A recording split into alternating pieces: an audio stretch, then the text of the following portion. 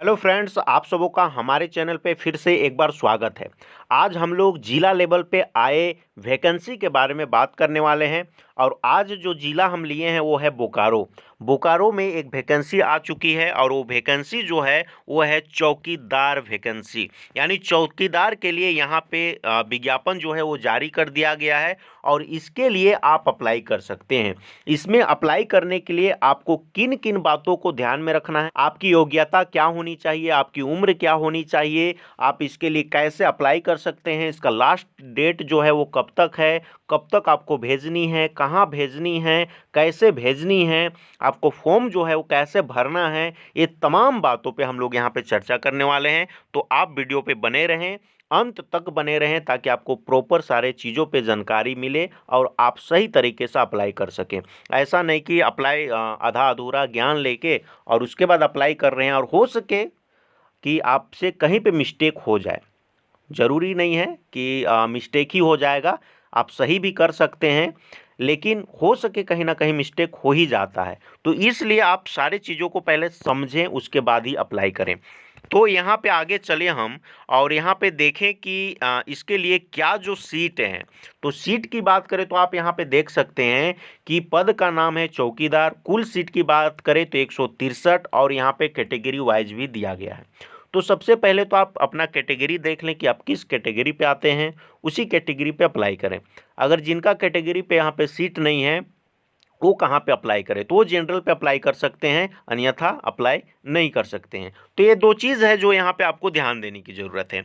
अब आगे सीधे चलते हैं हम लोग कि आपकी शैक्षणिक योग्यता जो है वो क्या होनी चाहिए। तो शैक्षणिक योग्यता की बात करते हैं यहाँ पे, तो आप यहाँ पे देख सकते हैं कि शैक्षणिक योग्यता चौकीदार के पद पर नियुक्ति हेतु न्यूनतम शैक्षणिक योग्यता मान्यता प्राप्त शिक्षण संस्थानों बोर्ड से 10वीं कक्षा उत्तीर्ण होना अनिवार्य है तथा अभ्यर्थी को स्थानीय रीति रिवाज भाषा एवं परिवेश का ज्ञान होना अनिवार्य होगा। दिनांक 1/7/2024 तक 10वीं परीक्षा उत्तीर्ण अभ्यर्थी द्वारा ही नियुक्ति हेतु आवेदन किया जाएगा।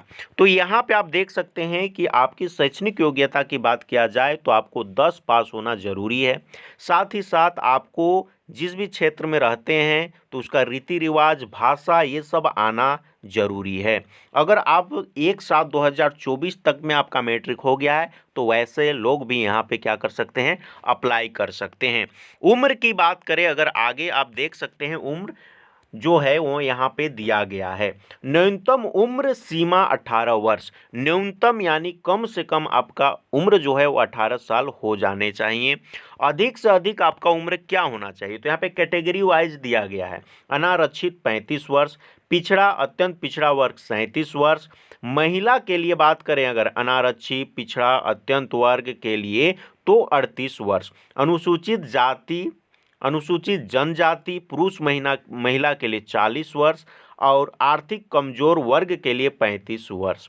तो यहाँ पे आप देख सकते हैं कि आपकी उम्र जो है वो किस प्रकार से होनी चाहिए। अगर आपका उम्र इसके अंदर है तो आप इसके लिए क्या कर सकते हैं, अप्लाई कर सकते हैं।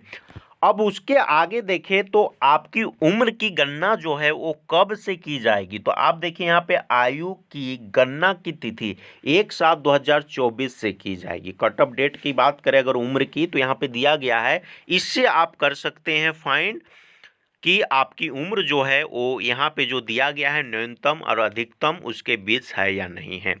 अब इसके अलावे आपको क्या क्या जरूरी है। 7वें नंबर पे अगर बात करें तो यहाँ पे देखिए अभ्यर्थियों को संबंधित बीट क्षेत्र या अस्थायी निवासी होना अनिवार्य होगा। जिस बीट के रिक्ति के विरुद्ध वे आवेदन कर रहे हैं, तो जिस बीट में आप आवेदन कर रहे हैं उसके अंदर के आप निवासी होने चाहिए। बीट क्या होता है, वो बीट जो है वो आपके थाने के अंदर जो गांव आते हैं, मतलब पंचायत जो आते हैं, वो पंचायत का बीट एक बीट संख्या दिया गया है जो नीचे दिया गया है, वो बीट पे हम लोग चर्चा करेंगे। उस पंचायत के आप होने चाहिए, तभी आप उसके लिए क्या कर सकते हैं, अप्लाई कर सकते हैं। ऐसा नहीं कि आपका पंचायत कोई और है और आप दूसरे के लिए अप्लाई कर रहे हैं, नहीं, ऐसा नहीं, यहाँ पे नहीं कहा गया है। उस यहाँ पे कहा गया है कि अभ्यर्थियों को संबंधित बीट क्षेत्र का अस्थायी निवासी होना अनिवार्य होगा। जिस बीट जो दिया गया है, जो पंचायत आपका है, उसका स्थानीय निवासी आपके पास आपको होना होगा। ऐसा नहीं कि दूसरे का आप दूसरे पंचायत या दूसरे प्रखंड से भर रहे हैं, नहीं, वैसा नहीं होगा। आप जिस क्षेत्र से हैं उसी क्षेत्र के लिए आपको अप्लाई करना है। तो ये यहाँ पे आपको दिया गया है, जो हम लोग बाद में भी देखेंगे कि बीट क्या है और कैसे वहाँ पे दिया गया है। आगे देखिए 8वें नंबर पे, तो 8वें नंबर पे कहा गया है कि अभ्यर्थी को साइकिल चलाने का ज्ञान आवश्यक होगा। आपको साइकिल चलाना आना चाहिए, ये भी यहाँ पे लिखा गया है। तो ये सारे चीज़ों को ध्यान में देनी है। आगे यहाँ पे 9वें नंबर पे अगर देखें तो यहाँ पे है नियुक्ति प्रक्रिया एक स्तरीय। क्या होने वाली है आपकी नियुक्ति प्रक्रिया? क नंबर में देखें तो लिखित परीक्षा जनजातीय एवं क्षेत्रीय भाषा लिखित परीक्षा 50 अंकों की ली जाएगी। जनजातीय एवं क्षेत्रीय भाषा की परीक्षा होगी और इसका कितना अंक होगा? 50 अंक का ये होगा। लिखित परीक्षा जिला से संबंधित सामान्य ज्ञान एवं स्थानीय भाषा जनजातीय भाषा मुंडारी हो, भूमिज, संथाली, कुड़ुक, क्षेत्रीय भाषा कुड़माली, बंगला, उर्दू, उड़िया से संबंधित प्रश्न पूछे जाएंगे। तो यहाँ पे देखिए जिला से संबंधित सामान्य ज्ञान और स्थानीय भाषा जो है लोगों का, उससे रिलेटेड यहाँ पे प्रश्न जो है वो पूछे जाएंगे।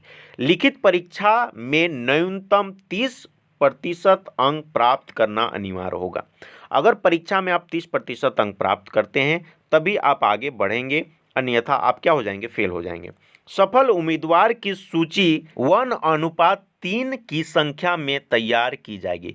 1:3 का मतलब यहाँ पे देखिए एक सीट में 3 लोगों को क्या किया जाएगा? यहाँ पे सिलेक्ट किया जाएगा परीक्षा में। उसके बाद आपका आगे का प्रोसेस जो है वो यहाँ पे होगा। अब आगे देखिए ख पे क्या दिया है? शारीरिक माप। शारीरिक माप में क्या होगा? देखिए अभ्यर्थियों का न्यूनतम शारीरिक माप निम्नलिखित होगा, है ना। सामान्य श्रेणी, जो सामान्य श्रेणी के लिए अप्लाई करेंगे, सामान्य श्रेणी से होंगे, उसके लिए ऊंचाई की बात करें तो 160 सेंटीमीटर होनी चाहिए। पिछड़ा वर्ग, अत्यंत पिछड़ा वर्ग 160 सेंटीमीटर, अनुसूचित जाति, अनुसूचित जनजाति 155 सेंटीमीटर और महिलाओं के लिए 148 सेंटीमीटर आपकी ये ऊंचाई होनी चाहिए। तभी आप इसके लिए क्या कर सकते हैं? अप्लाई कर सकते हैं। आगे देखें यहाँ पे लिखित परीक्षा के पाठ्यक्रम सामान्य ज्ञान एवं स्थानीय भाषा से संबंधित 50 बहुविकल्पीय प्रश्नों जिसके लिए 1.5 घंटे का समय होगा। गलत उत्तर के लिए कोई अंक कटौती नहीं की जाएगी। तो आप देखते हैं कि 50 प्रश्न पूछे जाएंगे, बहुविकल्पीय प्रश्न होंगे और इसके लिए आपको 1.5 घंटा दिया जाएगा और इसके लिए नेगेटिव मार्क नहीं है, ये आप ध्यान में रखें। आगे है शारीरिक जांच। लिखित परीक्षा में उत्तीर्ण एवं शारीरिक माप में अंकित न्यूनतम शारीरिक मापधारी अभ्यर्थी शारीरिक जांच में भाग लेंगे। सभी अभ्यर्थी 1 मील की दौड़ में भाग लेंगे। शारीरिक जांच में निम्न आधार पर अंक दिए जाएंगे। कैसे दिए जाएंगे? देखिए यहाँ पे सारा चीज दिया गया है। 1 मील की दौड़ होगी।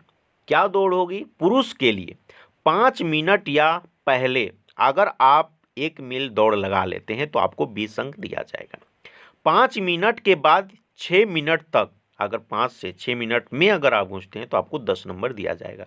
अधिक समय लेने वाले निर्हित समझे जाएंगे, यानी 6 मिनट से ज़्यादा आपको क्या करना है? समय नहीं लेना है। अगर 6 मिनट से ज़्यादा समय लेते हैं तो फिर आपको मान्य नहीं माना जाएगा। महिलाओं के लिए भी 1 मील का दौड़ होगा, लेकिन इनको जो समय दिया गया है वो थोड़ा सा ज़्यादा दिया गया है। 8 मिनट या पहले, 8 मिनट या उससे पहले आप अगर घुस जाते हैं तो आपको 20 अंक दिए जाएंगे। 8 मिनट से ज़्यादा लगाते हैं, 10 मिनट तक में अगर घुस जाते हैं तो 10 नंबर दिए जाएंगे। 10 मिनट से ज़्यादा लगाते हैं तो फिर आप क्या हो जाएंगे? रिजेक्ट हो जाएंगे। तो ये सारा चीज यहाँ पे जो है वो क्या किया गया है? दिया गया है। इस प्रकार से यहाँ पे सारे पॉइंटों पे बात किया है कि मेगा सूची आपका किस प्रकार से तैयार होगा, चिकित्सा परीक्षण किस प्रकार से आपका होगा, ये सारा चीज़ दिया गया है। आपका वेतनमान क्या होने वाला है, ये सारे पॉइंटों पे यहाँ पे डिटेल पे चर्चा की गई है। अगर एक एक पॉइंट को मैं आपको डिटेल पे समझाऊं तो वीडियो जो है वो काफ़ी लंबा हो जाएगा। तो इसलिए आपसे अनुरोध है कि ये जो पीडीएफ जो है, ये जो नोटिफिकेशन है, वो इस वीडियो के डिस्क्रिप्शन पे दिया गया है, वहाँ से आप डाउनलोड कर सकते हैं। साथ ही साथ जो जिला का ऑफिशियल साइट है उसमें भी जाके आप क्या कर सकते हैं, डाउनलोड कर सकते हैं। तो ये नोटिफिकेशन आप डाउनलोड करें, प्रॉपर ढंग से एक एक चीज़ को आप पढ़ें, समझें। ना समझ में आए कमेंट्स बॉक्स पे आप कमेंट करें कि सर हमें ये पॉइंट्स जो है वो नहीं समझ में आया, आपको पॉइंट को प्रॉपर ढंग से समझाया जाएगा और आपकी मदद की जाएगी। तो ये सारे चीज़ों को आपको सही तरीके से क्या करने हैं, पढ़ने हैं। अब यहाँ पे बात करते हैं कि आवेदन करने की प्रक्रिया, किस प्रकार से आपको आवेदन करने हैं, क्या क्या डॉक्यूमेंट देना है आपको, ये सारा चीज़ यहाँ पे जो है वो लिखा गया है। कब तक आपको आवेदन भेजनी है, तो आप यहाँ पे देख सकते हैं 14/8/2024 तक जिला सामान्य शाखा उपायुक्त कार्यालय बोकारो में आवेदन जमा कराया जा सकता है। 14 के बाद अगर आपका आवेदन जमा होता है तो ऐसे आवेदन पे विचार नहीं किया जाएगा, यहाँ पे स्पष्ट लिखा गया है। तो यहाँ पे अगर देखें कि बी नंबर पे आवेदन तो आपको कब तक करनी है, 14/8/2024 तक आपको सारा चीज़ कर देना है। डॉक्यूमेंट भी यहाँ पे दिया है कि किस किस चीज़ की आपको ज़रूरत है। किसी अन्य कार्यालय में आवेदन जमा करने पर उनका आवेदन स्वतः निरस्त समझा जाएगा। आपको जो यहाँ पे कार्यालय दिया गया है उसी में जमा करना है, ऐसे नहीं कि गए उपायुक्त का कार्यालय कहीं पे भी जमा कर दिए, तो ऐसे में वो क्या हो जाएगा, रद्द हो जाएगा, निरस्त माना जाएगा। आवेदन को बंद लिफाफे में निबंधित डाक स्पीड पोस्ट से भी भेजा जा सकता है। यहाँ पे देखिए, आप सारा डॉक्यूमेंट रेडी करने के बाद आप इसको स्पीड पोस्ट के माध्यम से या तो निबंधित डाक के माध्यम, दोनों में से किसी में से भी आप इसको भेज सकते हैं।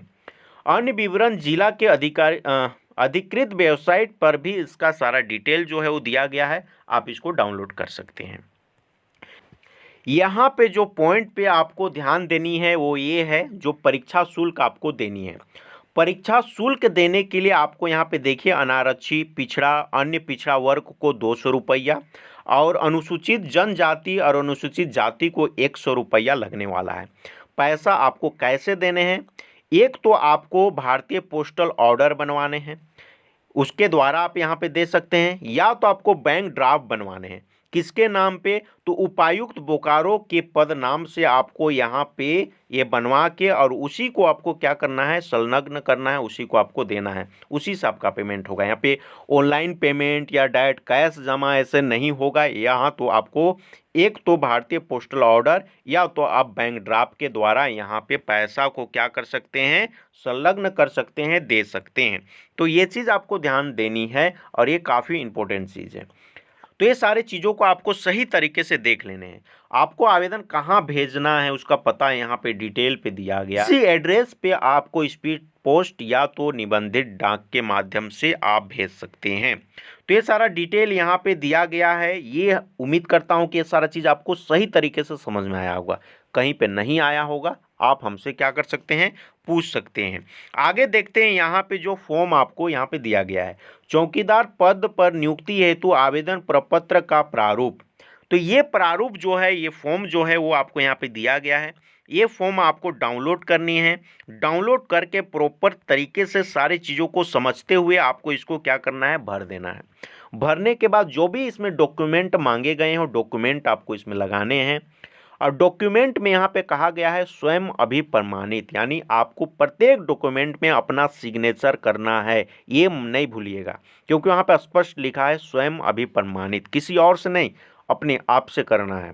तो वो चीज़ ध्यान में रखिएगा। सारा कंप्लीट होने के बाद आपको इसको लिफाफे में बंद करना है और लिफाफे में बंद करने के बाद इसको आप दिए गए एड्रेस पे स्पीड पोस्ट या निबंधित डाक के माध्यम से आपको भेज देनी है। ये सारा चीज़ आपको करना है। तो यहाँ पे आगे अगर चले तो यहाँ पे आप देखिए, जो बीट की बात हो रही थी वो देखिए, क्रम संख्या दिया गया है, अंचल का नाम दिया गया है कि आप किस अंचल के अंतर्गत आते हैं, और यहाँ पे बीट संख्या दिया गया है, रिक्त बीट का नाम दिया गया है और पंचायत दिया गया है, आप किस पंचायत से आते हैं उस पंचायत का बीट संख्या क्या है, उस कौन से अंचल में वो पंचायत आता है, रिक्त बीट का नाम क्या है, ये सारा चीज़ दिया गया है। ये सारा चीज़ आपको फॉर्म में भरना है। तो यहाँ पे आप अपने अनुसार देखें कि आप किस पंचायत में आते हैं, उस पंचायत का बीट संख्या क्या है, उसका अंचल क्या है, उसका बीट का नाम क्या है, ये सारा चीज़ यहाँ पे आप देख सकते हैं और इसको अपने फॉर्म पे फिलअप करना है ना। तो ये सारा चीज़ को ध्यान में रखते हुए, सारे चीज़ों को समझते हुए, सारे चीज़ों को पढ़ते हुए आपको सही तरीके से अपना फॉर्म भरना है और सारे प्रोसेस करते हुए आपको सही तरीके से समय रहते हुए आपको दिए गए एड्रेस में अपना आवेदन जो है वो जमा करा देनी है, ताकि आगे आपको किसी प्रकार का कोई समस्या न हो। तो उम्मीद करता हूं कि ये सारा चीज़ जो है आपको सही तरीके से समझ में आ गया होगा। कहीं पे नहीं आया होगा तो आप कमेंट्स के माध्यम से हमें पूछ सकते हैं, आपको प्रॉपर गाइड किया जाएगा। और अगर आपको फॉर्म भरने में दिक्कत हो रही है तो किस प्रकार से फॉर्म भरना है इस चौकीदार के लिए, इसके लिए मैं एक अलग से वीडियो बनाऊंगा जिसको अपलोड किया जाएगा और उसे आप देख सकते हैं। उसको देखें सही तरीके से, उसके बाद भरें, उसके बाद आप भेजें। तो उम्मीद करता हूं कि ये वीडियो जो है वो आपको अच्छी लगी होगी। अच्छी लगी है वीडियो को लाइक करें, अपने दोस्तों के साथ शेयर करें और अब तक चैनल को सब्सक्राइब नहीं किए हैं तो जल्द से जल्द सब्सक्राइब करें ताकि आने वाले वीडियो का नोटिफिकेशन जाए और उस वीडियो को आप देख सकते हैं। तो इस वीडियो में इतना ही, फिर आपसे मुलाकात होगी एक अगले वीडियो में। तब तक के लिए आपका बहुत बहुत धन्यवाद।